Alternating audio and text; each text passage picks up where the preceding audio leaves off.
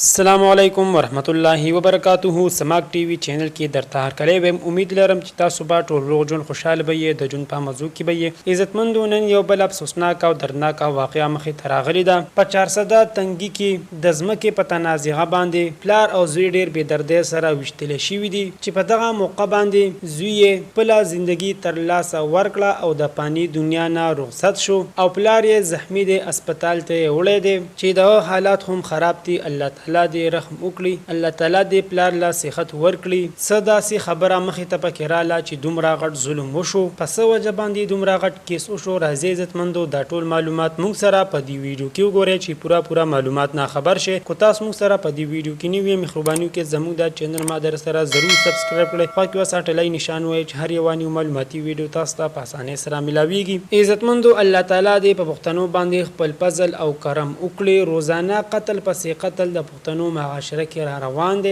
د ظلمونو انتها شروع ده. په وړه خبره باندې خپل پښتانه رونه یو بل قتلوي او د مرګ احساس نه وځي چې زه څه کوم، څوک مې قتل کړو، څه ګناه مې وکړه. خو بس په وړه خبره به تمانچه روباسي او د خلکو کورونه او زلونه به وران کړي. دا واقعیت تنګي کې رامخته شوی وه چې په ځمکه باندې څه لانجه وه.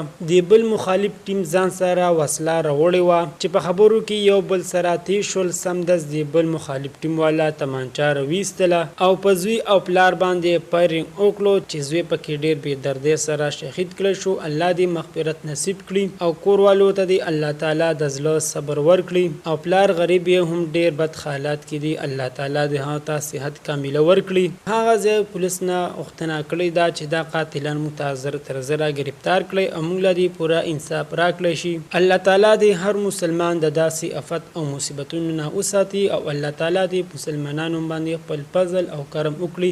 الله تعالی دې ظلمونه ټول مسلمانان وساتي. دوستانو موږ ته هم پکار دي چې په وړه خبره یو بل سره نورانیږو، لږ د صبر او تحمل نه کار اخلو. صبر کوونکی کس الله تعالی ته هم خوښوي. په صبر باندې الله تعالی ډېر لوی انعام ورکوي. چې څوک لږ د صبر نه کار اخلي نو داسې بدترې واقع به مخې ته نه راځي.